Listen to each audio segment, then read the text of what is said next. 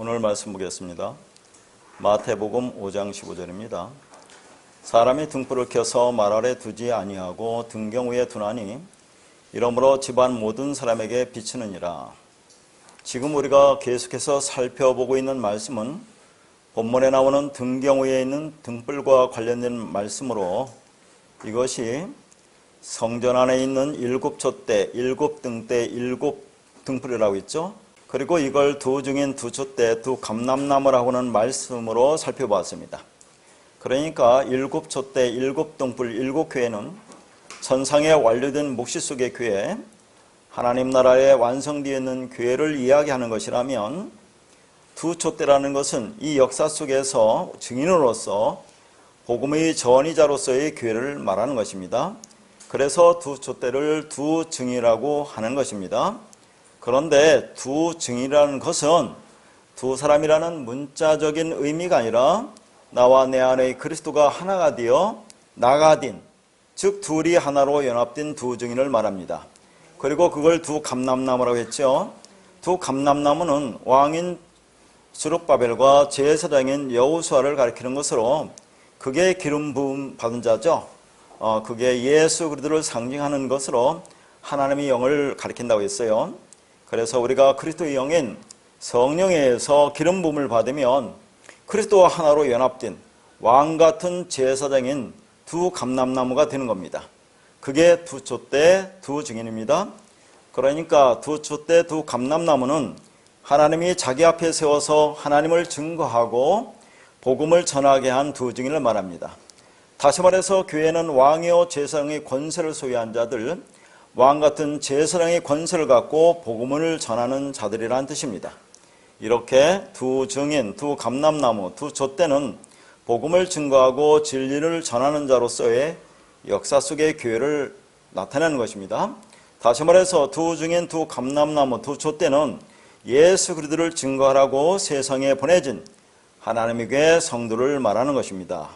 그리고 이제 이 두 증인의 사역이 5절부터 쭉 설명되고 있거든요. 자, 그러니까 지금 우리가 보는 말씀이 본문과 전혀 관계가 없는 것이 아니라 이 등경 위에 있는 등불, 이게 7촛대, 7교회라고 있는데 이걸 두 촛대라고 두 증인이라고 하죠.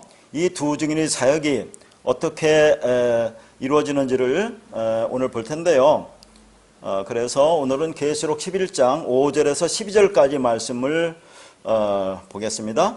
자, 이 말씀은 두 증인, 성도 교회의 죽음과 부활과 승천에 관한 내용입니다.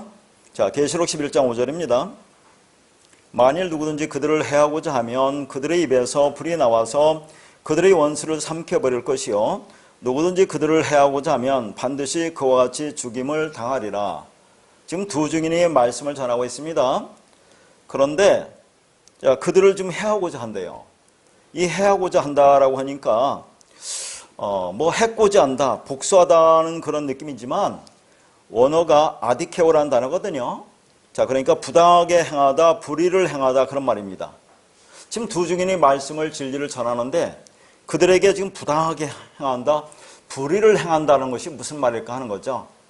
그래서 이 단어를 좀 분석을 하면 이 아디케오라는 단어는 부정접두사 아와 의를 뜻하는 디케의 합성으로 되어 있어요. 그러니까 아는 부정이니까 아니다, 의가 아니다, 의에서 벗어나다, 불의하다 그 말이거든요.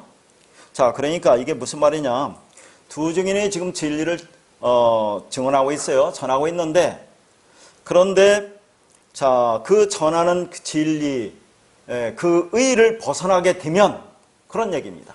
두 증인의 입에서 불이 나와서 삼켜버린다는 그 말이거든요. 자, 다시 말해서 두 증인의 의에서 벗어나게 한다는 것은 지금 해하고자 한다는 것이 해코지 한다는 말이 아니라 의에서 벗어나게 한다 그 말이에요.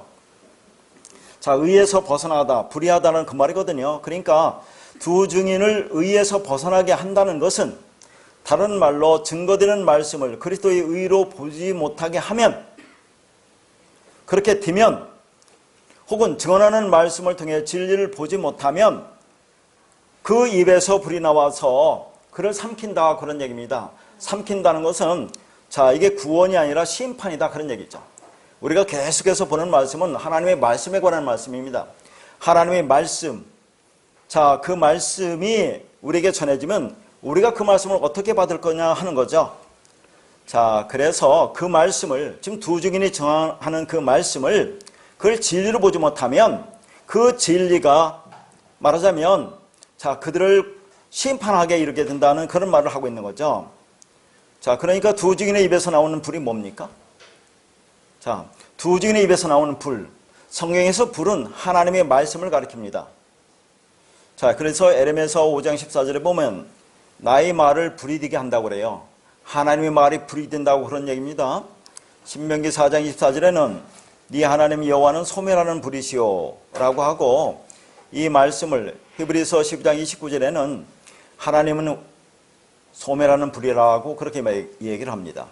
그러니까 하나님은 소멸하는 불이라는 것은 자, 하나님의 말씀을 진리로 받지 못하면 그게 심판의 말씀이 된다는 그런 말이겠죠. 자, 불이 나온다는 의미가 뭐냐 하는 얘기입니다. 불이 나온다. 성경에서 불이 가지고 있는 그 상징은 하나님의 현현이요 임재입니다. 하나님이 현현이고 임재라니까 뭐 하나님의 어떤 형상으로 나타난다는 게 아니라, 우리가 늘 말씀드리지만 하나님은 영이고 말씀입니다. 그러니까 말씀으로 임한다 그런 말이에요. 하나님이 말씀으로 임하시면 그것은 우리 안에 들으면 그게 영광스러운 사건이라고 했죠. 영광이라고 했습니다. 하지만 다른 한편으로는 그 말씀을 받지 못하면 그 심판이 되기도 한다 그랬어요. 그러니까 하나님의 현현은, 하나님의 말씀은 구원이면서 심판이다 그런 얘기입니다. 그래서 누가복음 12장 49절에는 내가 불을 땅에 던지러 왔노니 이 불이 이미 붙었으면 내가 무엇을 원하리요? 라고 합니다. 예수님은 불을 땅에 던지기 위해서 오셨다고 그래요. 불, 말씀을 이 땅에 전하기 위해서 오셨다는 거죠. 그런데 자, 그 말씀을 우리가 하나님의 진리를 받지 못하고 율법을 받으면 그 말씀이 자, 불이 되어서 우리를 심판하게 된다는 얘기죠. 그러니까 불을 땅에 던지면 어떻게 되느냐면 둘로 나눠집니다. 그래서 그 누가복음 12장 49절 이하에 보면 그런 말씀이 나옵니다. 셋이 둘과 둘이 셋과 분쟁한다고 그래요. 아버지와 아들과, 아들과 아버지와, 어머니와 딸과 딸과 어머니와, 시어머니와 며느리와 며느리와 시어머니가 분쟁한다고 합니다. 그러니까 하나님의 말씀이 이 땅에 던져지면 둘로 나눠진다는 얘기예요. 자, 진리로 받는 자와 그렇지 못하는 율법으로 말하는 자로 이렇게 나눠진다는 얘기입니다. 그러니까 불이 땅에 던져지면 둘로 쪼개진다는 얘기예요. 말이 불이 된다는 것은 둘로 나눈다는 얘기입니다. 진리를 받는 자와 그렇지 못한 자로 갈리게 된다는 얘기죠. 그래서 그 51절에 보면 내가 이 땅에 온 것은 화평이 아니라 분쟁이라고 그렇게 말씀을 하고 있어요. 자, 곧 말이 심판이 된다 그 말입니다. 그 말 때문에 갈라지게 된다 그런 얘기예요. 그래서 사도행전 2장 3절에는 마치 불의 혀처럼 갈라지는 것들이 그들에게 보여 각 사람 위에 하나씩 임하여 있더니, 이것은 오순절 성령 강림을 지금 묘사하고 있는 거죠. 불이 혀처럼 갈라진대요. 그러니까 불이 뭡니까? 혀죠. 혀는 말이다 그런 얘기입니다. 자, 그러니까 그 말씀을, 성령이 임하는 그 말씀을 우리가 진리로 받지 못하면 그 말이 지옥불이 된다는 그 말이에요. 그래서 요한복음에서도 말씀했던 것처럼 지난 시간에 말이 곧 심판이 된다는 얘기를 계속해서 지금 하고 있는 겁니다. 그러니까 지금 두 증인에게서 진리 말씀이 나옵니다.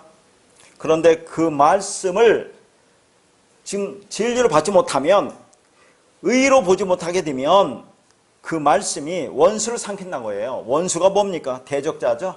비진리를 삼킨다고 하는 겁니다. 자, 바울은 진리 말씀을 증언하는 사역을 통해서 여전히 율법을 쫓는 자들에게 원수가 되었다고 해요. 갈라디아서 4장 16절에 보면 그런즉 내가 너희에게 참된 말을 함으로 원수가 되었느냐라고 합니다. 참된 말, 진리 말을 하면 원수가 된대요. 왜? 그 진리를 받지 못하면 그게 원수가 되는 거죠. 자, 대적자, 반대편에 있는 자가 되는 겁니다. 그러니까 두 증인의 말이 반드시 그 원수를 삼킨다고 하는 겁니다. 말씀이 그들을 심판한다는 그런 말을 하고 있는 거죠. 그래서 그들을 아디케로 말하자면, 자, 그 진리 말씀을 그렇게 진리로 보지 못하면, 두 증인이 말하는 그 말씀을 의로 받지 못하면, 다시 말해서 그들의 말을 진리 증언으로 받지 않으면 죽임을 당하게 된다고 하는 겁니다. 그래서 여기에 그와 같이 죽임을 당한다는 것은 앞에 있는 방법으로 죽임을 당한다 그 말이에요. 바로 진리 말씀으로 삼킨다는 그런 말입니다. 자, 그래서 지금 두 증인이 지금 진리를 증언하고 있는데 그 말씀을 지금 어떻게 받을 거냐 하는 거죠. 그래서 고린도후서 3장 6절입니다. 그가 또한 우리를 새 언약의 일꾼 되기에 만족하게 하셨으니 율법 조문으로 하지 아니하고 오직 영으로 함이니 율법 조문은 죽이는 것이요 영은 살리는 것이라. 새 언약의 일꾼이 뭐로 됩니까? 율법 조문으로 되는 게 아니고 영으로 된대요. 율법 조문은 죽이는 것이고 영은 살리는 거라고 하죠. 율법 조문은 그람마라는 단어인데 문자 자체를 얘기하는 겁니다. 성경 69분의 문자 자체를 그냥 그람마, 율법 조문이라고 하는 거예요. 자, 이 그람마와 대조되는 것이 영입니다. 푸니마입니다. 자, 말씀 진리죠. 그러니까 문자 자체, 율법 조문은 죽이는 것이고, 자, 그 안에 담긴 영, 말씀 진리는 살리는 것이라고 해요. 근데 여기서 일꾼이라는 단어가 디아코노스라는 단어거든요. 자, 이 디아코노스가 뭐라고 했습니까? 성경에서 뭐라고 번역되죠? 우리가 다 본 말씀입니다. 이걸 집사라고 번역하는 단어가 디아코노스예요. 그래서 사도 바울은 뭐라고 하냐? 내가 복음의 일꾼이 되었다고 할 때 그게 디아코노스입니다. 그러니까 교회에서 집사다, 일꾼이다 하는 것은 자, 물리적으로 헌신하고 봉사하고 그런 직분을 말하는 것이 아니라 말씀으로 섬기는 자를 우리가 집사라고 한다고 했잖아요. 일꾼이라고 한다고 했습니다. 자, 그런데 여기서 그 새 언약의 일꾼이 되는 것이 말씀, 진리로 된다고 그랬습니다. 그러니까 우리가 새 언약이 되는 것은 진리로 우리가 받으면 우리가 새 언약이 되는 거죠. 그래서 새 언약을 받은 자가 지금 두 증인이 그 말씀을 전하는 것이 새 언약의 일꾼이 되는 거죠. 새 언약을 이루는 자들을 새 언약의 일꾼이라고 지금 그렇게 말씀하고 있는 겁니다. 자, 에베소서 2장 14절에서 16절입니다. 그는 우리 화평이신지라 둘로 하나를 만드사 원수된 것 곧 중간에 막힌 담을 자기 육체로 하시고 법조문으로 된 계명의 율법을 폐하셨으니 이는 이 둘로 자기 안에서 한 사람을 지어 화평하게 하시고 또 십자가로 이 둘을 한 몸으로 하나님과 화목하게 하려 하심이라.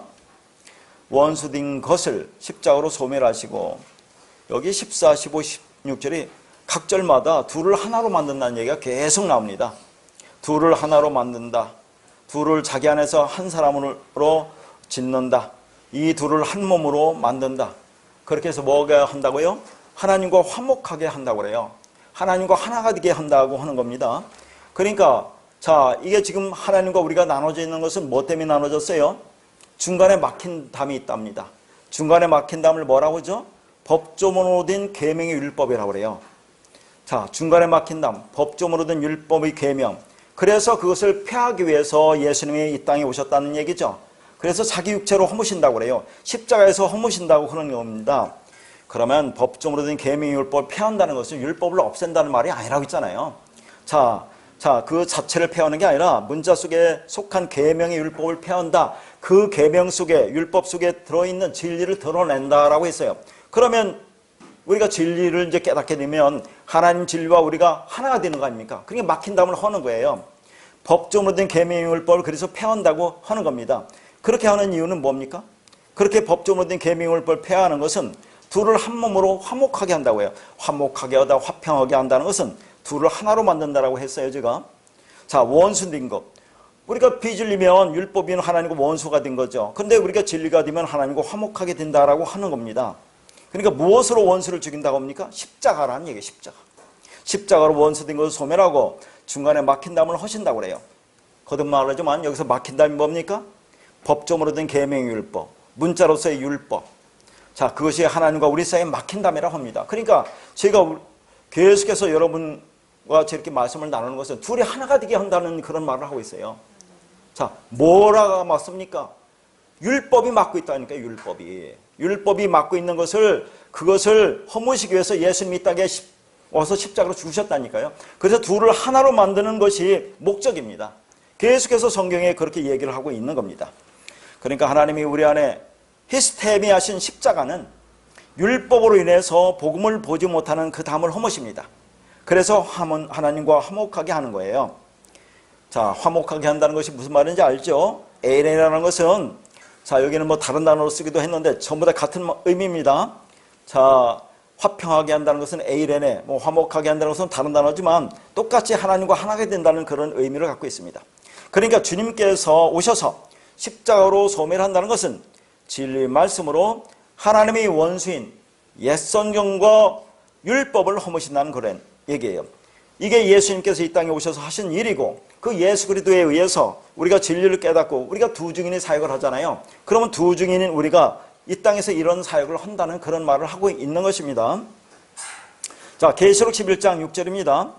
그들이 권능을 가지고 하늘을 닫아 그 예언을 하는 날 동안 비가 오지 못하게 하고 또 권능을 가지고 물을 피로 변하게 하고 아무 때든지 원하는 대로 여러 가지 재앙으로 땅을 치리로다.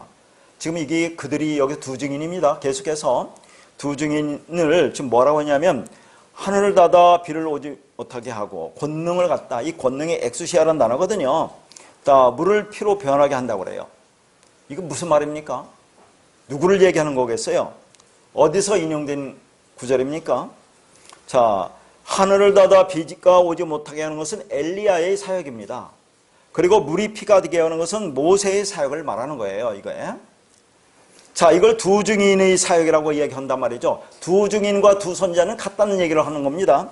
그러니까 두 증인은 그리스도의 복음을 전한 두 선지자인 모세와 엘리야를 지칭하는 것뿐 아니라 그리스도의 복음을 전하는 복음 전도자로서의 교회를 상징하는 거예요. 왜냐하면 교회는 소극적으로 그리스도의 복음을 담지한 자들을 의미하는 것뿐 아니라 모세와 엘리야처럼 진리의 복음을 전하다 죽어간 선지자들과 같이 예수 그리스도의 복음을 적극적으로 전하도록 부름받은 자들이기 때문에 그렇습니다. 자, 그러면 먼저 하늘을 닫아서 비가 오지 못하게 한다는 것은 무엇을 말합니까? 하늘이 닫혔다. 하늘은 뭘 가르치죠? 성경에서 샤마임, 진리가 있는 곳을 가리킨다고 했죠. 진리가 있는 곳을 하늘이라고 했죠. 하늘이 닫혔다고 하는 것은 뭡니까? 엘리야 시대에 하늘이 닫혔다고 하는 것은 진리가 없었다 그 말이에요. 그래서 가뭄이 온 세상 가득했죠. 그래서 어떤 사람도 하나님의 말씀을 받지 못했는데 오직 한 사람만 말씀을 받았다고 해요. 누가 말씀을 받았다는 얘기입니까? 이게. 자, 뒤에 이제 열왕기상 17장을 여러분 읽어보시면 자, 그게 쭉 나오는데 자, 먼저 열왕기상 17장의 말씀을 보면 엘리야의 사역으로 비가 오지 않아서 세상에 가뭄이 가득하죠. 그래서 여호와께서 엘리야에게 뭐라고 합니까? 그리 시냇가의 까마귀로 가서 가라고 합니다. 그런데 그리 시냇가에서 까마귀가 주는 음식도 이제 다 떨어집니다. 이게 뭘 의미하는지는 지금 여기서 다 설명할 수 없고요. 그냥 전체적인 결론만 보겠습니다. 자, 그렇게 다 떨어지자 여호와 하나님은 엘리야에게 사르밧의 과부 집에 가서 음식을 얻어먹으라고 했습니다. 그리고 이제 그 사르밧 과부의 죽은 아들을 살려주는 그런 내용이에요, 이게. 자, 이게 뭘 말하는 거냐 하는 겁니다. 그러니까 이 말씀은 온 세상에 진리의 말씀이 없는 가뭄이 가득할 때 오직 그녀만 하나님의 말씀을 받아 양식과 아들을 얻었다는 그 말입니다. 자, 보세요. 지금 엘리야는 누구를 가리킵니까? 자, 거기 보면 열왕기상 17장 24절에 보면 엘리야는 하나님의 사람이라고 거기에서 나오는 말씀이 진리라고 그래요. 그러면 엘리야는 누구를 가르치죠? 성경에서 예수 그리스도를 일단 모형하는 겁니다. 그러니까 엘리야, 예수 그리스도, 그 진리가 가진 그 엘리야가 누구에게 말씀을 전하는 겁니까? 이 사르밧 과부에게 말씀을 전한다 그 말이에요. 그러니까 사르밧 과부가 자, 양식을 얻었다. 양식이 풍부해지고 그래서 아들이 살아났다. 아들이 된다는 그런 내용이거든요.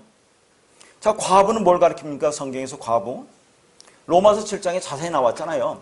우리가 이 땅에서 신앙생활 할 때는 전부 우리가 율법으로 신앙생활 하죠. 그럼 율법을 우리가 남편으로 알고 열심히 섬기는 것, 그걸 뭐라고 했습니까? 살인이고 간음이라고 했어요. 그런 자들이 하나님의 은혜로 우리가 진리를 깨닫게 되면 그런 율법이 남편과 우리가 이제 사별하는 겁니다. 그러면 우리가 어디에 가도 거기에는 음부가 되지 않는다고 하는데, 자, 그러면 과부라는 것은 자, 율법이 뭔지를 알았어요. 그래서 율법이 남편과 헤어졌습니다. 그러면 진리를 깨달았다는 얘기죠. 근데 여전히 과부라고 그래요. 그러니까 과부라고 하는 것은 자, 우리가 진리를 깨달았지만 이 역사 속에서 말씀으로 양육받는다는 그런 의미를 갖고 있는 겁니다. 과부가. 그러니까 과부는 말씀을 깨달았지만 자, 여전히 그 말씀으로 완성을 되어가는 과정에 있다는 것을 지금 과부로 표현하고 있는 거예요. 그러니까 성경에서 뭐라고 합니까? 과부를 돌봐주라고 하잖아요. 과부를 뭘 돌봐주라는 얘기입니까? 불쌍하니까, 자, 어려우니까 뭐 도와주라는 그런 말이 아니라 말씀으로 그들을 도와주라는 그런 말을 하고 있는 거예요. 그러니까 엘리야를 통해서 그 사르밧 과부가 말씀이 임하니까 양식이 풍성해지고 아들이 살아난다는 그 말입니다. 그가 아들이 된다는 것을 말하고 있어요. 그러니까 이런 말씀을 가난함 속에서도 선지자를 잘 대하면 이런 복을 받는다가 아니라 율법이 가득한 가뭄의 역사 속에서 하나님의 말씀을 받으면 그것이 양식으로 풍성해지고 아들을 얻는 구원이 된다는 그 말입니다. 아까도 말씀드렸지만 그래서 열왕기상 17장 24절에 보면 사르밧 과부가 엘리야에게 이르되 내가 이제야 당신은 하나님의 사람이요 당신의 입에 있는 여호와의 말씀이 진실한 줄 아노라 그래요. 진실하다는 단어가 에메트라는 단어입니다. 몇 번 말씀드렸죠. 에메트가 진리예요. 헬라어 알레테이아나 똑같은 진리입니다. 그래서 이 에메트 진리가 아멘을 뜻하는 아만이라는 단어에서 왔다고 있어요. 아만, 아멘. 그게 아멘 진리다 그 말이죠. 그리고 이제 거기 권능을 가지고 물을 피로 변화하게 하는 사건은 모세 이적입니다. 그렇죠. 여호와 하나님이 모세를 통해 애굽에 내린 첫 번째 재앙이 물이 피로 변하는 사건입니다. 그래서 우리가 늘 인용하는 말씀이 요한일서 5장 6절에서 8절이죠. 거기 보면 진리를 증언하는 이가 셋이 있는데 그 셋을 뭐라 합니까? 성령과 물과 피라고 하죠.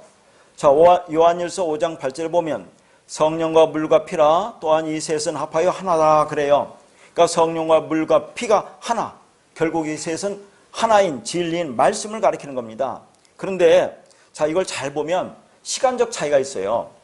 요한은 성령과 물과 피로 설명했는데 하나님의 구속사를 보면 피로부터 물로 성령으로 설명한다는 것을 알 수 있습니다. 구약의 그 희생제사는 수많은 동물을 잡아 드리는 희생제사는 피의 제사예요. 그러니까 원래 구약의 피는 율법을 가리키는 겁니다. 이 피를 통해서 건해당의 진리를 알라는 그런 말을 하고 있거든요.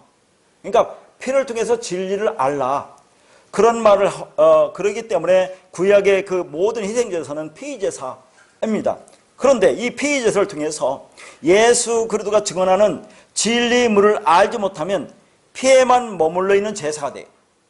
그러면 이걸 성경에 살인과 간음이라고 한다 그런 얘기입니다. 그러니까 피는 물을 증언합니다. 그래서 예수님이 오셔서 물을 주신 거예요. 요한복음 4장 14절에 내가 주는 물을 마시는 자는 영원히 목마르지 아니하리니 내가 주는 물은 그 속에서 영생하도록 솟아나는 샘물이 되리라 라고 말씀하죠. 그러니까 육으로 오신 예수가 물을 건네주는 사역을 하죠. 그런데 그것으로는 충분하지 않습니다. 왜냐하면 그 물이 곧 성령으로 교회에게 임할 때 진정한 구원이 완성되기 때문에 그렇습니다. 그러니까 물은 이렇게 성령을 증거하고 그 성령은 곧 성도에게 임하는 진리의 말씀입니다. 그러니까 피는 구약이고 물은 예수님의 사역이고 성령은 예수님의 죽으심으로 교회에게 넘겨주신 그리스도라는 진리다 하는 얘기입니다. 그런데 여기 보면 애굽 재앙은 물이 피로 변해요. 아니 피에서 물로 해야 되는데 왜 애굽 재앙은 물이 피가 되느냐 하는 얘기입니다. 이건 뭘 가리키는 거겠어요? 그러니까 애굽인들에게 너희는 여전히 피의 제사를 드리고 있는 자들이라고 말하는 거죠. 아직도 진리물에 대해서는 모른다고 하시는 겁니다. 그러니까 이는 애굽으로 상징되는 이 세상은 예수를 여전히 피의 제사로만 보고 율법의 열심을 쫓아 살아가고 있다는 그런 말을 하고 있는 거죠. 그런 애굽에게 임하는 것은 재앙뿐이 없다는 그 말입니다. 그러니까 10가지 재앙이 다 이런 내용이죠. 그리고 마지막 재앙, 장자의 죽음, 즉 어린 양의 죽음을 통해서 물을 건너가게 하죠. 홍해를 건넙니다. 그리고 광야에서 열의 말씀을 받게 하십니다. 그러니까 애굽에서 피의 제사를 드리며 자기의 소원 성취와 인생자의 확장을 위해서 열심히 살아가는 자들에게 하나님의 말씀은 10가지 재앙으로 임한다 그런 얘기죠. 그런데 자신들이 받은 10가지 재앙을 통해서 그걸 10가지 말씀을 모르면 하나의 진리로 모르면 그 재앙으로 영원히 죽는다는 그런 것을 보여주고 있는 겁니다.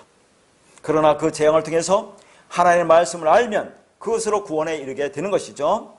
자, 그러면 왜 교회가 두 증인이 하나님의 말씀을 증거할 때 교회에게 주어지는 권세를 두 선지자인 모세와 엘리야의 이야기를 인용하느냐 하는 얘기입니다.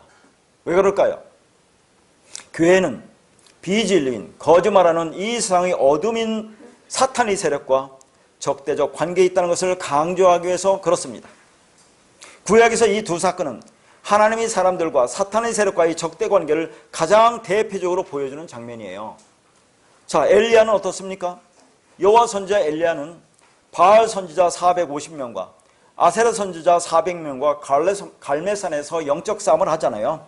그리고 모세는 애굽의 요술사들과 대적을 하는 것을 보여줍니다. 자, 이렇게 여기에서 지금 두 증인, 이게 뭐라고 했습니까? 우리가 지금 계속해서 본문과 연결되는 거죠. 자, 등경 위에 있는 등불, 7촛대, 자, 7교회라고 하는 이 두 증인을 말씀하면서 두 선지자 이야기를 인용하는 것은, 자, 우리가 이 땅에서 복음을 전하는 그 모든 것은 거짓말하는 비진리인 사탄의 세력과 적대 관계에 있다는 것을 강조하기 위해서 그렇습니다. 그렇게 그들로부터 우리는 42달 동안 짓밟힌다고 하는 거예요. 우리 인생 내내 세상으로부터 당하게 되었다는 그 말입니다. 하지만 그렇게 42달 동안 위쪽으로 짓밟혀 죽는 모습이 1260일 동안 권세를 받고 세상을 이기는 모습이라는 이 역설이 이해되어져야 합니다. 그래서 엘리야도 그들과 싸우면서 이기죠. 모세도 역시 마찬가지로 애굽의 요술사들과 대적해서 이긴다는 것으로 보여주는 거다 하는 겁니다. 그렇게 두 증인, 두 촛대, 두 감람나무인 교회의 성도가 두 선지자로서 진리를 증언합니다. 이렇게 두 증인이 증언의 사역을 마치니까 무적행으로부터 짐승이 올라와 그들을 죽인다고 합니다. 자, 이제부터가 상당히 어려운 내용이 돼요.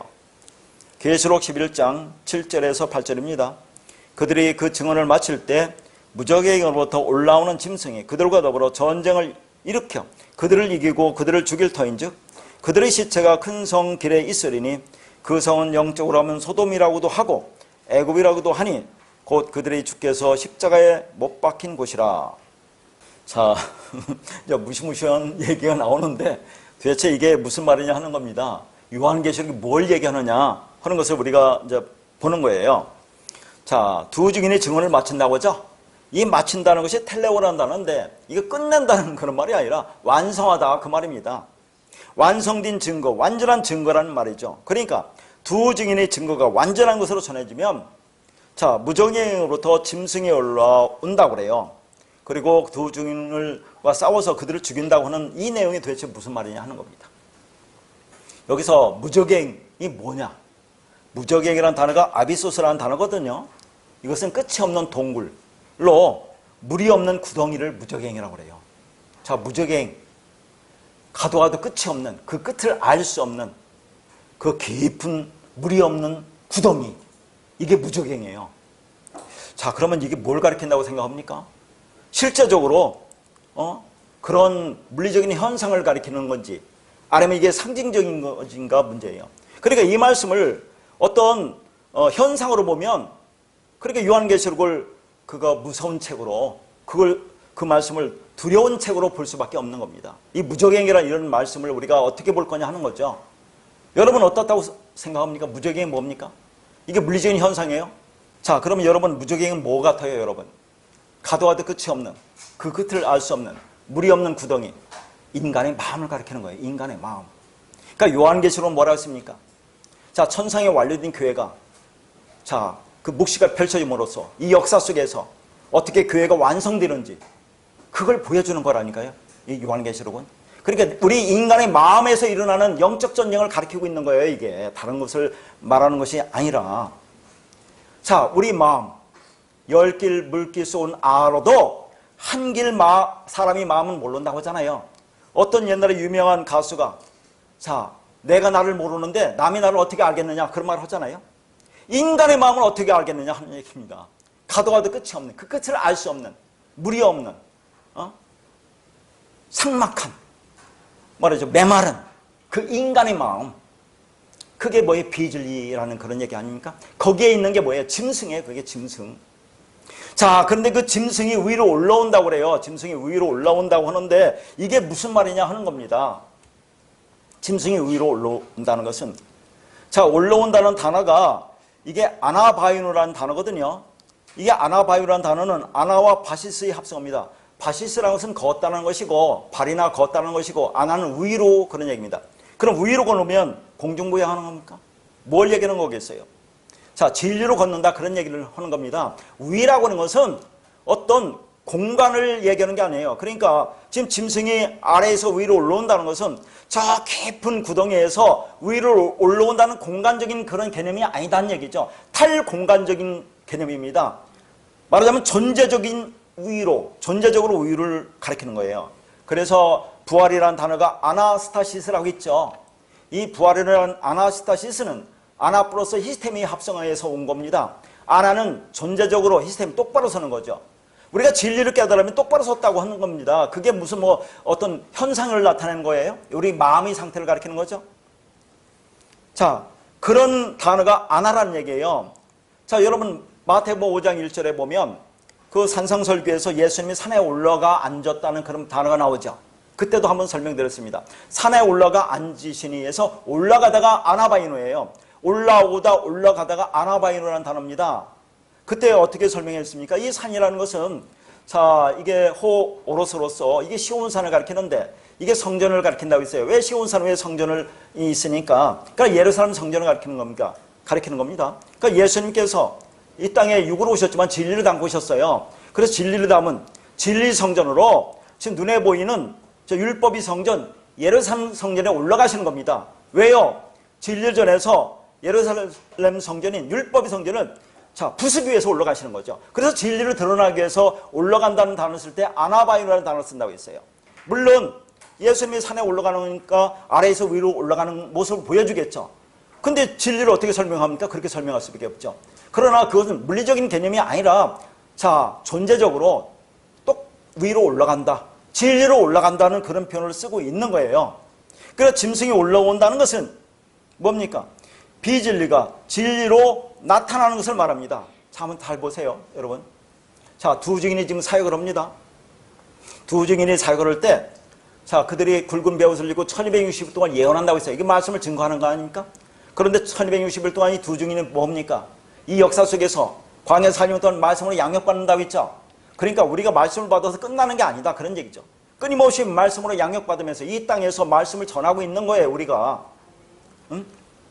그러니까 우리 마음에는 여전히 자, 비진리, 율법적 본성이 남아있는 거죠. 우리 마음 속에, 깊고 깊은 그 마음 속에 그 메마른 자, 뭐예요? 비진리의 율법적 본성인 그런 인간의 욕망이 그 안에 남아있는 겁니다. 그것이 우리 안에 끝없이 올라오고 있잖아요. 그게. 그러니까 두 증인이 지금 말씀을 마친다고 하죠. 진리를 완전히 증언한다고 하죠. 그러니까 진리를 증언하니까 이 우리 마음에 있던 그 율법적 본성, 내 안에 나오는 끝없이 올라오는 그 인간의 욕망, 그게 죽는다는 걸 얘기하는 겁니다. 그게 죽어서 진리로 올라온다는 그런 표현을 하고 있어요. 왜 그러냐면 계속해서 말씀 보면 뒤에서 말씀이 이어지는데 그래서 죽는다고 그러거든요. 그 죽는다고 하는 것이 예수님이 십자가에서 죽을 때 쓰는 그 단어를 똑같은 단어를 씁니다. 아포크테이노라는 단어를 이제 뒤에서 나오는데 미리 이렇게 보는 거예요. 그 단어와 똑같은 단어를 써요. 한번 여러분 생각해 보세요.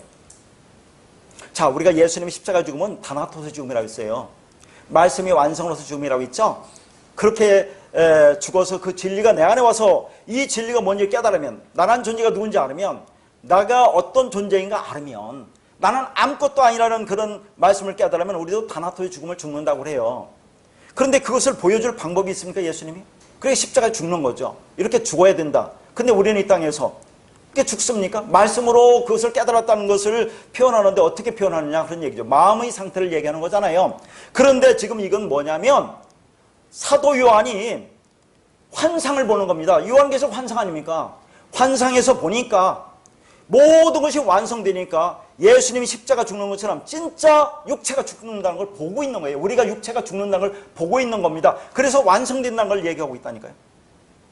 이거 환상이에요. 요한이 사도 요한이 환상 속에서 예수의 십자가 죽는 것처럼 너희들도 꼭 똑같이 육체가 죽는 거, 공개적으로 죽는 거, 처형되는 모습을 좀 보고 있는 거예요. 역사적으로는 그게 안 보이잖아요. 우리 마음 상태니까. 근데 환상 속에 보니까 그렇게 죽어서 완성되니까 그게 부활이고 승천이라는 말씀으로 이어지는 거예요, 이게.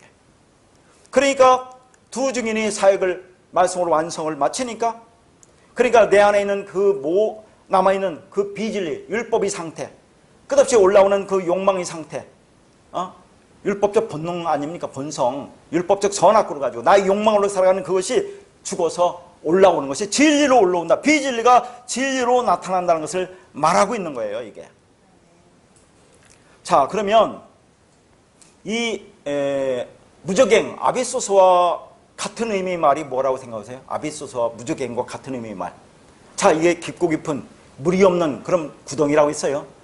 성경에 보면 음부라고 나오죠, 음부. 이게 하데스인데 누가복음 16장에 보면 부자와 거지 낫으로 이야기가 나오죠. 근데 그 부자가 음부에서 고통 중에 눈을 들어 멀리 아브라함 보고 그 손가락 끝에 물을 찍어 내 혀를 선언하게 해달라는 그런 장면이 납니다. 그러니까 음부, 하데스는 물이 없다는 거잖아요. 물이 없으니까 물을 나한테 달라는 그런 말 아닙니까? 그러니까 무적행, 그 끝이 없는, 그 물이 없는 구덩이, 이게 음부, 하데스나 같은 의미를 갖고 있는 겁니다. 그러니까 하데스라는 것은 자, 물이 없는 것, 물이 없다는 건 진리가 없다는 거죠. 그러니까 혀에 물을 찍어 달라는 것은 지금 진리의 말을 못하고 있는 거예요. 비진리를 말을 하고 있는 거, 그걸 말을 못한다고 우리가 하지 않습니까? 자, 그래서 그 혀를 서늘하게 해달라는 그런 장면이 나오고 있는 거거든요. 그러면 왜 또 아브라함한테 그런 얘기를 합니까? 여러분은 또 아브라함, 우리가 그동안에 배운 그 모든 말씀을 여러분이 늘 기억하면 다 알 수 있어요. 아브라함은 뭡니까? 아브라함이 아브라함이 되죠. 아브라함은 율법의 성전이라고 했습니다. 그래서 하나님의 말씀을 이름을 바꾸자니 아브라함으로 진리의 성전, 은혜의 성전, 긍휼의 성전이 되는 겁니다. 이거 하나님을 가리키는 거예요. 그러니까 아브라함한테 지금 그렇게 말하는 것은 아브라함은 지금 하나님을 나타내고 있다, 그런 얘기입니다, 이 말씀이. 그러니까 결론적으로 아비소스나 하데스, 음부라고 하는 것은 같은 말이다, 무적행이라는 것은 같은 말이다 하는 거죠. 근데 이 땅에서 그걸 뭐라고 봅니까? 우리는 지옥으로 보잖아요, 지옥. 그걸 자꾸 지옥이라고 하는 거 아닙니까? 그렇게 번역해서 생각하고 우리가 그렇게 생각하고 있는 거예요. 그러니까 음부, 하데스는 거듭 얘기하면 말이 물이 없는 곳, 진리가 없는 그 지옥을 말하는 거죠. 그러니까 말 못하는 곳, 참 진리가 없는 곳, 그게 하데스입니다. 자, 그게 무적행과 지금 같은 의미를 갖고 있어요. 그렇게 사는 것이 지옥 아닙니까, 여러분? 내 마음의 욕망의 상태로 끝없이 그 욕망을 위해서 율법적 본성에서 나온 그 욕망으로 살아간 그곳이 이 땅에서 우리가 지옥의 삶을 산다니까요. 그게 지옥이에요. 거기에서 그게 말씀으로 완성되면 내가 진리로 올라오는 것이 완성입니다. 그래서 예수님이 십자가에 죽은 것처럼 너희들도 그렇게 육체가 죽는다는 것을, 진짜 죽는다는 것을 보여줘요. 그러면 완성이라는 것을 보여주는 겁니다. 그러니까 불이 활활 타고 야차들이 삼지창을 들고 있는 그런 곳이 아니라 진리가 없는 것을 지옥이라고 그래요. 그러면 여러분 지옥이라고 번역된 게엔나는 뭐라고 있습니까? 게엔나. 자꾸 이게 말씀이 막 연결되잖아요. 게엔나는 그게 게헨놈, 히브리어 게헨놈을 헬라어로 음역한 것이 게엔나입니다. 그 게헨놈은 뭐라고 있어요? 자, 이스라엘이 예루살렘 성전에서 동물의 희생자를 드리고 나오는 수많은 그런 배설물이 있지 않습니까? 동물의 사체들, 뭐 그런 것들이 나오는데 그것을 360을 태우는 곳을 그게 흰놈의 골짜기 게헨나라고 하는 겁니다. 자, 이건 뭐라고 했어요? 똑같죠? 자, 음부나 자, 무적행이나 그 끝을 알 수 없는 인간의 마음에서 나오는 그 욕망 덩어리, 자, 그것이 활활 타고 있는 곳을 지금 지옥이라고 한다, 그 말입니다. 그렇게 지옥이라고 번역했어요. 이게 우리나라 이 성경을 번역하는 사람들이. 자, 뭐가 타고 있는 겁니까? 그러니까 그 배설물이라는 것은 예루살렘 성전에서 유대인들이 드렸던 그 희생제사는 자기들의 욕망을 이루기 위해서 드린 거지 하나님을 위해서 드린 게 아닙니다. 말은 하나님이라고 하죠. 오늘날 이 땅에 교회에서 예배드리고 헌신봉사 충성하는 것은 하나님을 위해서 한다고 하지만 전부 자기를 위해서 하는 거예요. 자기 욕망을 위해서. 그게 활활 타고 있는 것이 지옥이다, 그런 얘기입니다. 여러분 그렇잖아요. 이 땅에서 내가 진리를 깨닫다고 하지만 여전히 마음속에 그 남아있는 그 더러운 찌꺼기들, 욕망의 덩어리, 그것이 활활 타고 있는 그것이 지옥이에요. 타서 죽어야 된다는 것을 말하고 있는 겁니다. 또한 지옥이라는 개념으로 쓰고 있는 감옥이라는 단어가 뭡니까? 휠라케라는 단어도 똑같아요. 그건 율법의 감옥이라는 얘기입니다. 전부 율법과 관계되어 있는데 이것을 번역하는 사람들이 지옥이라고 하니까 이걸 자꾸 무시무시한 그런 곳으로 자꾸 우리가 알고 있는데 하나님의 말하는 지옥은 어떤지 몰라요.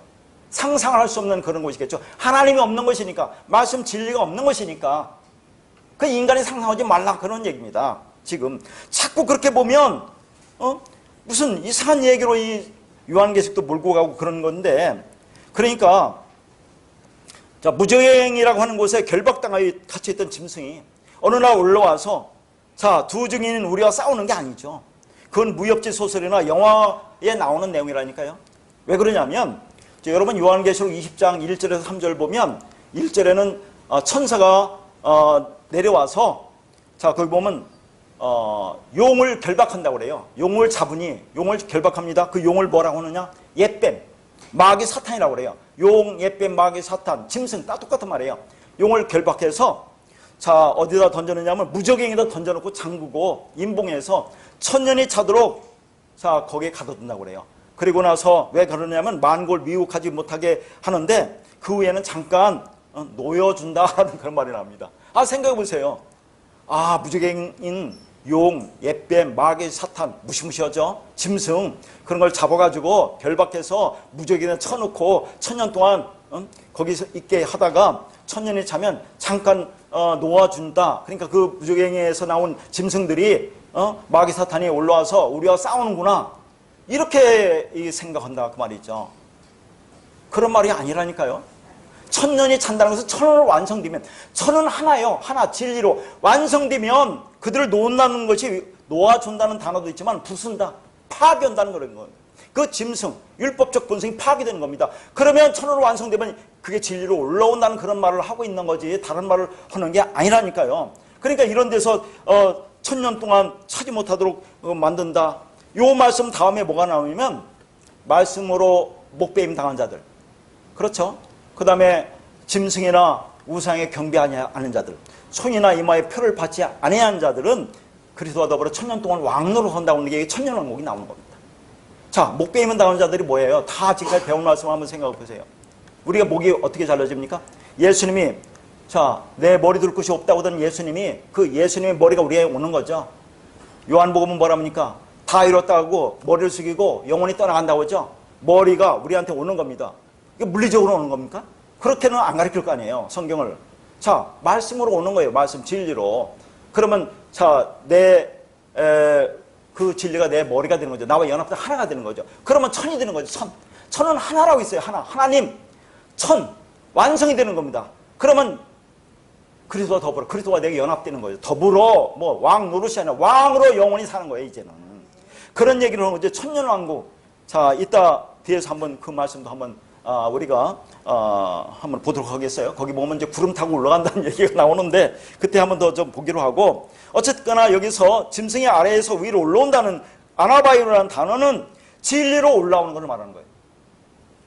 다시 말해서 두 증인이 증거를 완전하게 텔레오로 전하면 비진리에 묶여있던 짐승이 아나바이로 위로 올라온다고 하는 것은 진리가 되었다는 그 말입니다. 그리고 진리로 와서 두 증인이 그 육과 전쟁에서 그를 죽이는 거죠. 진짜 죽이는 거.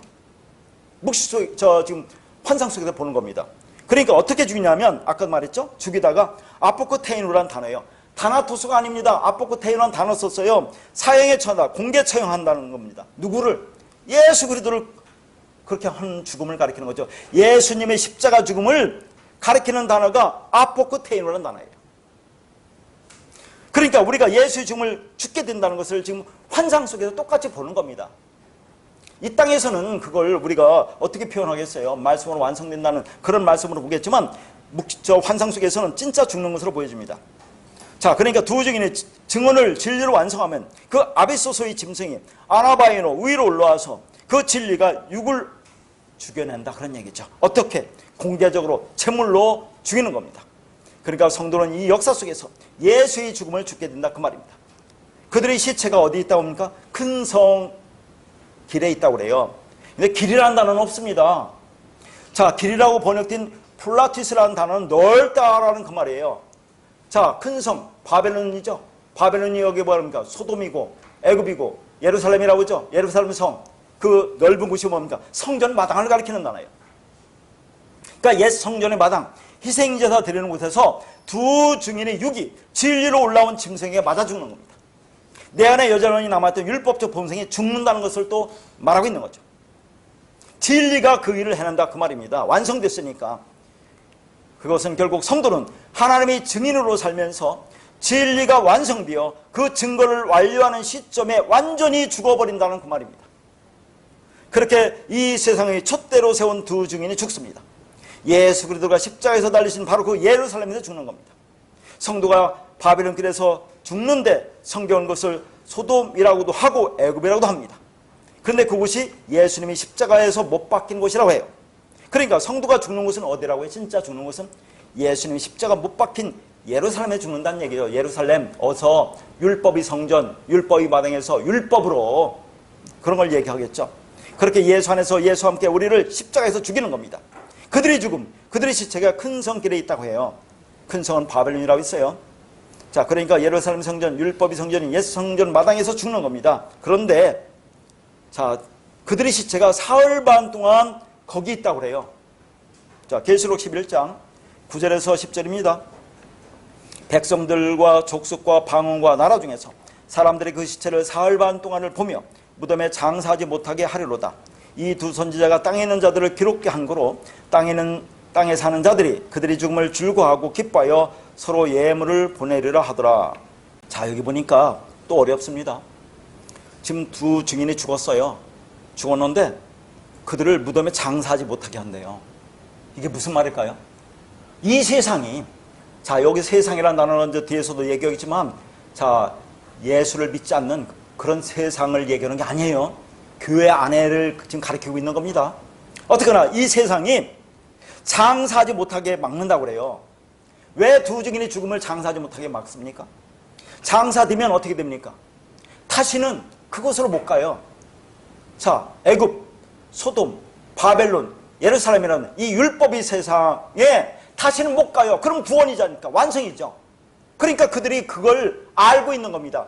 환상 속에 보니까 이 세상이라는 비진리자들이 진리가 돼서 죽은 자들을 장사를 못 지내게 한다는 얘기예요. 왜 장사 지내면 완성되는 거 아닙니까? 다시는 애굽으로 못 들어가요. 그러니까 우리가 애굽에서 나올 때 홍해가 열렸다가 닫히는 거 아닙니까? 다시는 못 들어간다는 그런 성도의 운명을 가리키는 거죠. 우리는 거기 돌아가면 안 된다. 그러니까 이들이 그걸 알고 장사를 못 지내게 하는 겁니다. 못 지내게 한다고 해서 못 지내는 게 아니잖아요. 그걸 말씀으로 지금 말하고 있는 거예요. 그러니까 소돔이고 애굽이고 예루살렘이라는 이 율법이 세상에 있어야 그들이 부활하지 못하니까 장사를 못 지내게 합니다. 예수도 죽고 3일 만에 그리스도를 부활하잖아요. 죽고 장사 내리고 3일 만에 부활한다는, 그런데 우리를 장사 못 지내게 하는 것은, 자, 구원받지 못하게 그렇게 한다고 하는데, 그 환상 속에서 그렇게 보는데, 자, 그게 그렇게 되는 건 아니잖아요. 그 말씀을 그렇게 하는 겁니다. 그러니까 세상에 장사 지낸다는 것을 막는다는 말씀이 지금 나오죠. 이것은 성도는 바벨론, 즉 율법의 성전 마당에서 죽어 반드시 장사된다는 것으로 다시는 그곳으로 돌아가지 못할 성도의 운명적 신분을 말해주는 거죠. 한 번 구원은 영원한 구원이다. 하나님의 택한 백성은 반드시 구원한다는 그런 것을 보여주고 있는 겁니다. 그러니까 장사 지내면 다시는 그곳으로 돌아가지 못하게 됩니다.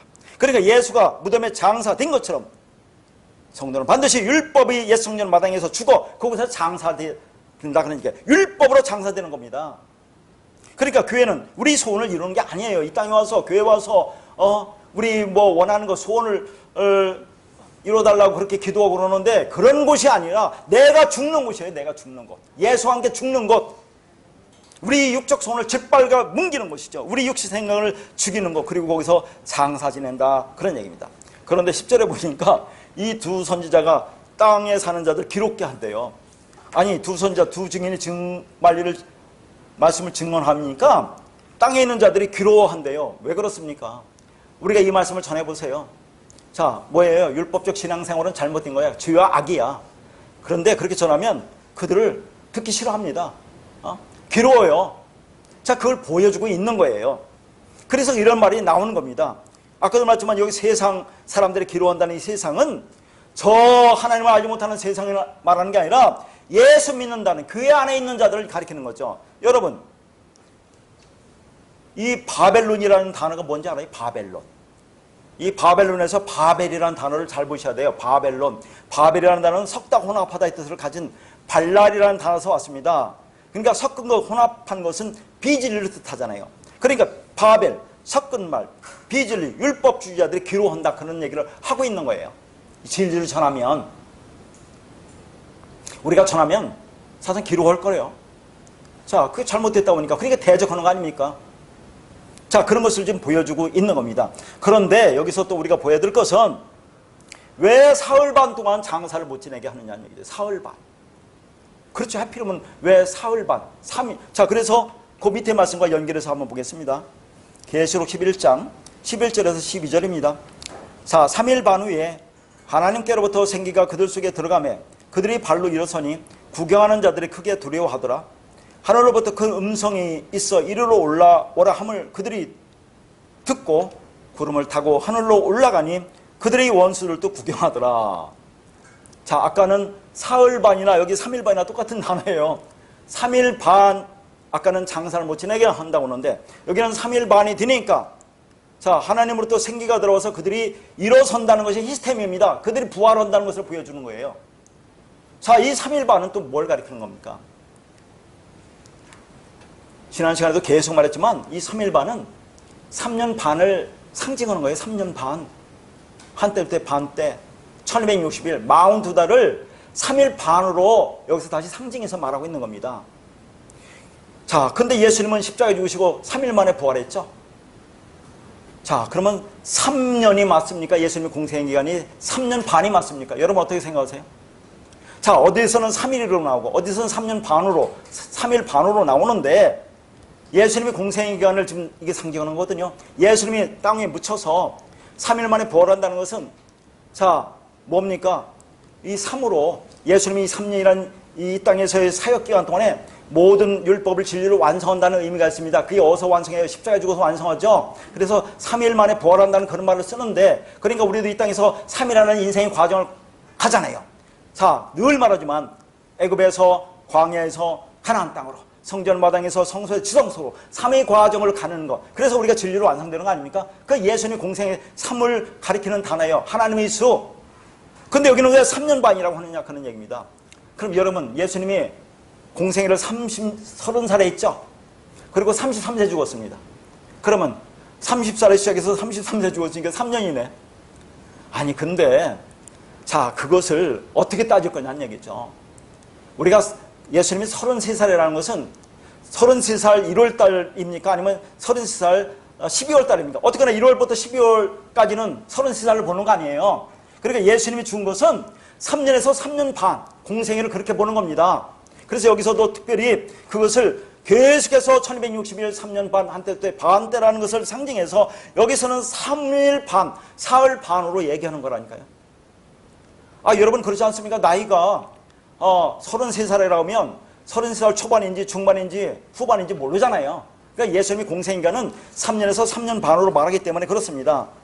그러니까 두 증인, 교회가 예수님이 십자가에 선 곳에서 죽음을 당하여 사흘 반을 지낸다. 그러니까 이게 사흘 반이라는 것은 3년 반. 자, 예수님의 공생의 기간이고 우리가 말씀으로 양육받는 1160일 3년 반 한때도 돼 반때 반이래라고 있죠. 3년 반이 라는 성도의 광야 40년을 모형하는 거죠. 그러니까 성도는 42달 동안 이 인생 역사를 무덤으로 사는 거다 그런 얘기죠. 잘 보세요. 사흘 반 동안 장사를 못 지내게 하는 거죠. 그것은 뭔가 3년 반 인생이라는 우리 광야 40년이라는 역사를 우리는 이 땅에서 무덤으로 지낸다. 매일매일 죽음의 삶을 살게 된다는 것을 보여주고 있는 거죠. 그게 광야 40년 신앙 여정 기간 동안에 인생 내내 죽음의 과정을 날마다 통과하게 된다는 것을 말하고 있어요. 여러분 마음이 편습니까? 이 땅에 살면서 이 말씀을 전하는 자나 받는 자나 전하면서 받으면서 또는 때로는 잊고 일상을 살면서도 문득문득 괴롭습니다. 그런 죽음의 과정을 통과하게 되어 있어요. 날마다 죽음 아래 놓여있게 되는 겁니다. 그게 성도의 인생이에요. 그러다 마침내 사흘 반이 끝나면 자, 생기, 이 생기가 푸뉴마예요. 자, 어디서는 뭐 생기가 또 다른 단어 쓰는데 이게 생기가 푸뉴마입니다. 진리 영을 받아 일어서죠. 일어선다는 것이 거기 발리로 일어서니가 히스템입니다. 이게 부활이에요. 그러면 이제야 푸뉴마 영이 받아서 우리가 일어나는 게 아니고 우리 구원은 우리가 부활은 하나님의 영 진리를 말씀을 받아야 구원이라는 것을 말씀하고 있는 거죠. 하나님의 영, 이 그리스도 진리죠. 이게 여호와입니다. 여호와. 그리고 여호와가 단어가 뭐라고 했어요?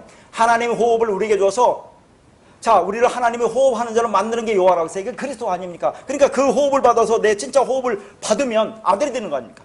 그러면 구름 타고 하늘로 올라간다고 하는데 이런 게 문제예요. 여기 구름을 타고라고 한 단어가 네펠라라는 그런 어구거든요.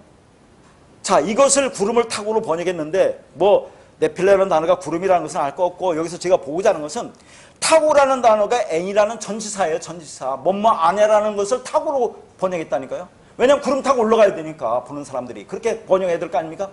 타고라는 단어는 타고라는 단어가 아니라 n이라는 전치사예요. 안에 역격입니다. 그 다음에 구름이라는 단어도 역격이에요. 역격은 뭡니까? 헬라어에서 안에라는 그런 말입니다. 구름 안에서를 강조하는 거죠. 구름은 뭡니까 또?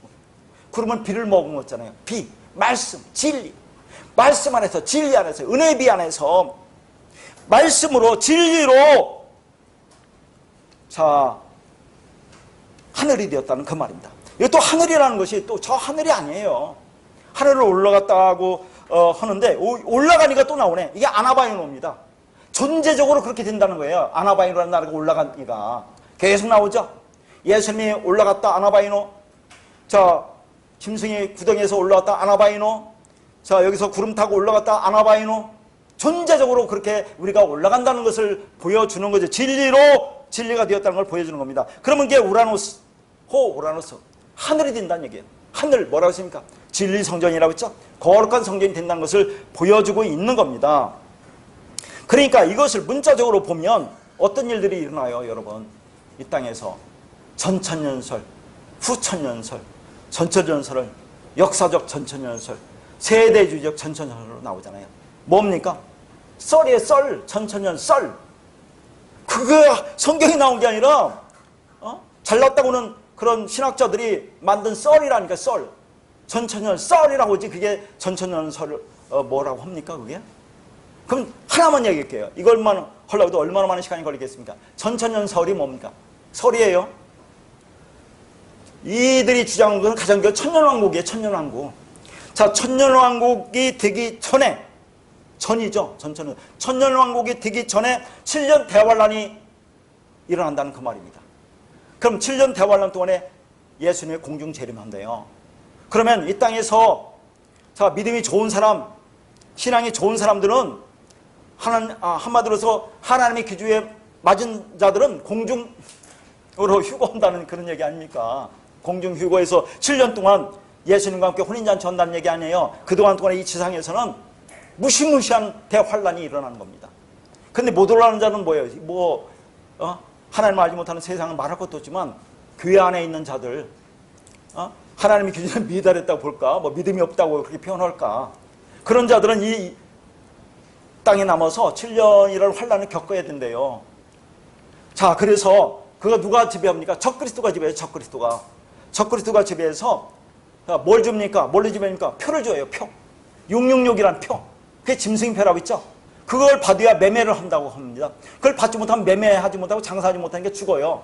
근데 받으면 짐승이 되기 때문에 영원히 구원을 못 받아요. 그러니까 이 땅에서 신앙생활하면서 아직 잘 못 얻던 그런 사람들은 자, 그 표를 받지 못하고 7년을 견뎌서 구원을 받아야 되는데 그거 어떻게 받을 거냐는 얘기죠. 매매도 못하고 그럼 먹고 살기 힘드니까. 그러니까 산속으로 들어가서 자급자족해서 그렇게 7년을 견디겠다는 그런 말들이 나오는 거예요. 그게 이게 소설이지. 진짜 소설로 나왔어요. 우리 양장로님도 알겠지만 2004년도에 나온 그 표라는 그 소설이 있어요. 표가 누가 쓴 거냐면 송명희 시인 알죠? 장애를 가진 송명희 시인이 아픈 것도 감사하다라고 한 그 송명희 시인이 자, 종말의 징조, 환란, 재림천국이라는 이런 내용으로 쓴 그 요한계시록을 바탕으로 해서 쓴 게 소설이에요. 소설이 뭡니까? 팩트입니까? 픽션이죠. 사실이 아니고 그 성경을 근거로 자기 상상해서 소설을 쓴 게 그게 표라는 그런 책이에요. 그 당시 교회에서 그 책 많이 읽었습니다. 그러면 소설인데 그걸 읽으니까 그분이 얼마입니까? 장애인이면서 아픈 것도 감사합니다. 얼마나 진실해 보여요. 착해 보여요. 그런 사람이 그런 걸 쓰니까 사실같이 느껴진다니까. 그러니까 그런 걸 읽고 두려워하고 그런 적이 있어요. 소설이라고 하는 겁니다. 자, 그러니까 전체 요한계시록이 뭔 얘기를 하느냐 하는 것을 우리가 알아야 된다는 얘기죠. 나의 마음 성전 안에서 일어나는 일들, 묵시에서 왕선님, 천상의 교회, 하나님의 백성들의 이 역사 속에서, 이 역사 속에서 이 교회로서 어떻게 구원이 완성되는지, 어떤 고난을 겪어서 구원이 완성되는지를 사도 요한은 환상 속에서 이걸 보고 있는 거예요. 그러니까 사흘 반이 지나자 생기 푸니마, 성령이 그들에게 들어가 그들이 부활합니다. 생기가 들어가 완전한 생명을 얻게 되는 거죠. 그러면 그전에는 반드시 무엇을 통하여야 합니까? 애굽, 소돔, 골고다, 바벨론이라는 세상에서의 죽음이 반드시 전제되어야 한다는 그 말입니다. 예수님 바로 그 증인의 삶을 대표적으로 살고 가신 거죠. 그렇게 성도는 사흘반이라는 말씀으로 양육받는 기간 동안에 죽음의 과정을 날마다 통과하게 된다는 얘기죠. 그러다 마침내 사흘반이 끝나면 진짜 하늘이 된다는 것을 보여주고 있어요. 여기서 말하는 구름 타고 하늘이라는 의미를 알겠죠? 자, 그러면 우리가 또 생각해 볼 것은, 자, 이걸 한번 생각해 봅시다. 그러면 예수는 누가 낳고 누가 장사 지냅니까? 예수를 요셉이 낳죠? 그러니까 예수의 아버지가 요셉이잖아요. 그 다음에 요셉이 예수를 장사 지냅니다. 누구죠? 아리마다 요셉. 그렇죠? 그러니까 예수의 아버지도 요셉이고 예수를 장사 지낸데도 요셉이에요. 그건 뭘 의미합니까? 요셉은 뭘 가리켜요? 성경 속의 요셉은 예수를 모형하지만 우리를 가리킵니다. 그러니까 우리가 예수를 낳고 예수를 장사 지내야 돼요. 장사 지낸다는 게 의미가 있습니다. 다시는 그 예수를 보지 말아야 된다는 거예요. 죽었으면 보지 않는 거 아닙니까? 장사 지낸다는 것은. 그러니까 계시록 12장에 지난 시간에도 말했지만 여자가 교회가 아이를 낳는다고 했죠.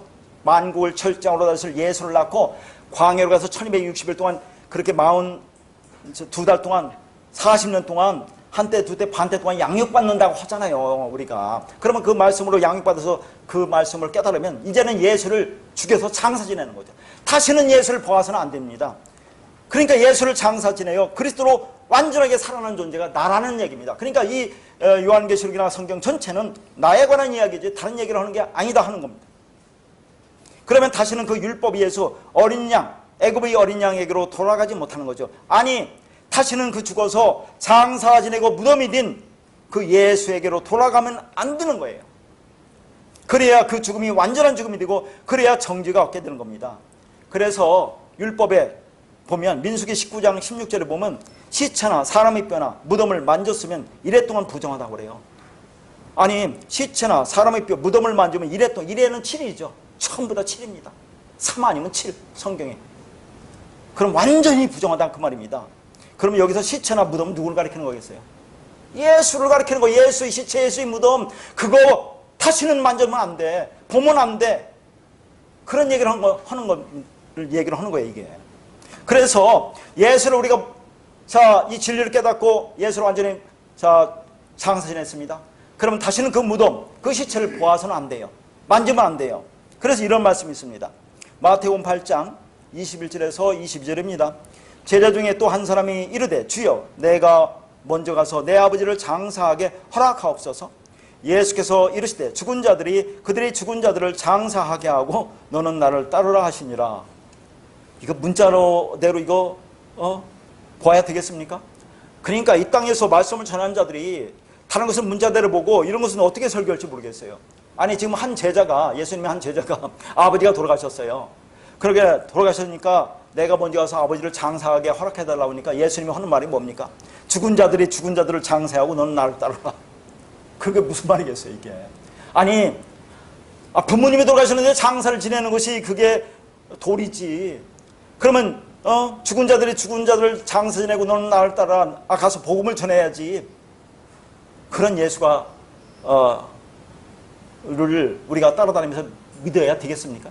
인륜을 저버리는 가혹하고 냉정한 무정한 그 예수를 우리가 말씀을 믿고 따라다녀야 하겠느냐, 그런 말입니다. 그런 말이 아니지 않겠어요, 이런 말을. 그럼 이게 무슨 말이냐 하는 거죠. 자, 어떻게 죽은 자들이 죽은 자를 장사 지냅니까? 한번 생각해 보세요. 시체가 시체를 장사 지냅니까? 얼마나 깊은 복음이 담겨 있겠어요, 이게. 죽은 자들이 죽은 자들이란 죽은 자가 네크로스입니다. 네크로스가 뭐라고 있어요? 타나토스의 반대죠. 계속 말하는 타나토스는 진리 죽음인 타나토스의 죽음이 아닌, 죄와 허물로 죽었다고 할 때 네크로스 쓴다고 했죠. 에베소 2장 1절에 죄와 허물로 죽은 자들 뭡니까? 푸시케 네페시를 가리키는 단어가 리크로스예요. 푸시케 네페시라는 건 뭐냐? 자, 사람이 살아있다고 하지만 호흡만 하는 존재. 자, 그걸 짐승이라고 하잖아요. 푸시케 네페시는 호흡만 하는 거예요. 진리가 없으니까 호흡만 하는 거, 그걸 짐승이라고 하는 거예요. 그러니까 한번 보세요. 짐승은 죽었다고 하는 거 아닙니까? 지금 이게 시체가 네페시, 푸시케, 네크로스 죽었다는 거죠. 그러니까 짐승은 누워 다닌다니까요. 한번 생각해 보세요. 죽으면 눕잖아요. 짐승은 누워 다니잖아요. 그걸 죽었다고 하는 거예요. 사람은 서서 다니잖아요. 전부 다 진리를 가르치지 뭘 가르치는 겁니까? 그러면 이게 무슨 말이냐 하는 얘기예요. 그러니까 자, 우리가 아직도 숨쉬고 살아있는 생명처럼 우리가 살고 있지만 진리를 깨닫지 못하면 시체나 똑같다 그 말입니다. 그러니까 여러분이 기분 나쁠지 모르겠지만 정말 하나님께서 진정한 생명으로 이루시려는 그 복음 앞에서 보면 한 가정 안에도 시체와 생명이 공존하고 있다는 것을 알 수 있어요. 그냥 사는 겁니다. 예수님이 불을 땅에 던지러 왔다고 하니까 둘로 갈라지죠. 아버지와 아들이, 어머니와 딸이 갈라지지 않습니까? 둘이 셋이, 셋과 둘이 뭘 가르치겠어요? 둘이 갈라집니다. 어떤 사람은 그 진리를 깨달아 알고 어떤 사람은 무슨 말인지 알지 못하고 여전히 율법적 신앙생활하는 둘로 갈라지는 거예요, 이게. 그러면 시체와 생명이 공존하고 있다는 그런 말입니다. 그냥 사는 거예요, 이건. 그러니까 이 말씀이 부모님이 돌아가셨는데 자식에게 부모님 장례식에 참석하지 말라는 말이겠어요? 그런 말이 아닐 거 아닙니까? 그런 말을 성경은 하겠어요? 자, 이 안에는 깊은 복음이 담겨 있어요. 여기 중요한 것은 너는 나를 따르라 그런 얘기입니다. 자, 그들은 그들이 하게 하고 너는 나를 따르라 하는 말은 이 따르라는 단어가 아콜루데오라는 단어인데 같은 길이다 그런 얘기입니다. 같은 길. 같은 길이라는 것은 하나가 되다. 같은 말을 가진 자. 하나로 연합된 그런 같은 길을 가는 것을 말하고 있어요. 그러니까 따르라는 말은 같은 길. 진리의 길 위에 같이 서 있다는 의미로 길이요 진리요 생명 되신 예수님과 주님과 하나가 되는 거예요. 그러니까 주님은 길이고 진리인데 그래서 내가 그 길과 진리를 따라가는 것이 아니라 나도 그 길이 되고 진리가 되는 거예요. 따라가는 게 아닙니다. 나도 길이고 진리가 되어야 생명이 되고 연합돼서 하나가 되는 것을 말합니다. 그걸 가리키고 있는 거예요. 길과 진리며 생명 되신 예수님을 내 밖에 저 앞에 놓고 그리고 나는 그 뒤를 졸졸졸 따라가는 것이 아니라 하나로 연합되는 것을 말하고 있는 거예요. 그러니까 너희가 지금 주님이 가시는 그 의와 진리와 생명의 길에 함께 있지 않으면 하나가 되지 않으면 진리가 되지 않으면 부모님이 돌아가시거나 네가 살아있다고 하는 거나 그 매번 똑같아. 자, 부모님 돌아가시고 시체나 네가 살아있다고 부모님 장사 지내는 거나 똑같다 그 말입니다. 이 예수 그리스도와 연합되어 하나가 되지 않으면 내가 생명이 되지 않으면 진리가 되지 않으면 똑같은 거야. 이런 무시무시한 말을 하고 있는 거예요, 이게. 그러니까 살았다거나 죽은 자들이 얼마나 많습니까, 이 땅에서. 그게 짐승이라고 하잖아요. 짐승은 누워 다닙니다. 우리가 죽으면 눕잖아요. 살았다고 오늘날 호흡하고 열심히 오늘도 교회에서 신앙생활하면서 잘하고 있다는 자들은 다 죽었다는 얘기예요. 그 진리를 알지 못하면 짐승이다 그 말입니다. 자, 그러면 요셉은 어디서 죽어야죠? 요셉은 어디서 죽어야 합니까? 나가 요셉 아닙니까? 요셉이 애굽에서 죽죠? 자, 창세기 50장 26절에 보면 요셉이 죽어서 애굽에서 입관했다는 그 말이 나옵니다. 요셉은 애굽 죽어요. 그럼 우리도 애굽에서 죽어야 됩니다. 애굽은 어디라고 있습니까? 계시록에 예루살렘이라고 있죠? 그러니까 애굽과 예루살렘은 같은 거예요. 그러니까 요셉도 애굽에서 죽고 나도 애굽에서 죽는 겁니다. 예루살렘 죽는 거죠. 그러면 자, 예수가 어린 양으로 어디서 죽었습니까? 애굽에서 죽었죠. 그러면 진짜 어린 양으로 어디서 죽었습니까? 예루살렘 죽었죠. 예루살렘은 애국과 같은 곳이라고 하죠. 그 얘기는 다 뭡니까? 요셉이나 나나 예수 그리스도나 자, 애굽에 죽었다, 예루살렘에 죽었다 하는 것은 이 율법이 세상에서 율법으로 죽었다. 그래야 완성이다 하는 것을 지금 계속해서 보여주고 있는 겁니다. 우리는 그렇게 율법에 대해서 죽어야 돼요. 예수님이 우리를 대표로 그렇게 죽었잖아요. 그러니까 우리가 똑같이 죽어야 한다 그 말입니다. 율법에서 죽어야죠. 옛 성전에 죽어야 됩니다. 이 육이 죽어야 된다 하는 것을 보여주는 거죠. 그렇게 죽어야 부활할 수 있는 거예요. 부활해야 승천에서 하늘이 되는 거. 자, 이 용어는 뭔지 다 설명했습니다. 근데 죽음과 부활과 승천은 동시사건이지 시간적 차이가 아니에요. 우리한테 복음을 설명해서 죽고 부활하고 승천이라고 하지 내가 진리를 깨달으면 똑바로 서면 그 부활이고 그게 하늘이 되는 거 아닙니까? 그래서 12절에 그들이 구름 타고 하늘로 올라갔다는 표현이 뭔지를 우리가 분명히 알아야 돼요. 이 말씀, 성도의 부활과 승천이 무엇을 말하는지. 그렇게 되면 그게 교회의 영광이고 승이다, 그런 얘기입니다. 자, 그렇게 요한계시록의 결론인 7인을 다 떼면 바벨론으로 상징되는 옛 성전으로서 예루살렘이 무너지죠. 하늘로부터 새 예루살렘이 나타나게 됩니다. 따라서 하나님의 구속사는 이 세상에서 율법의 성전으로 지어진 우리를 그리스도를 통해서 진리 성전으로 재건하시는 겁니다. 그러니까 이 하나님의 사역에 무시무시한 말씀의 전쟁, 영적 전쟁이 우리 안에서 필연적으로 일어나는 것도 이 때문이다 하는 얘기죠. 필연적으로 일어나야 된다 하는 얘기죠. 그렇게 우리 인생 동안에 우리 안에서 벌어지고 있는 이 영적 전쟁이라는 말씀 안에서 두 증인과 두 감람나무와 두 촛대의 은혜 안에서 살아가는 성도님들이 되시기를 바라겠습니다.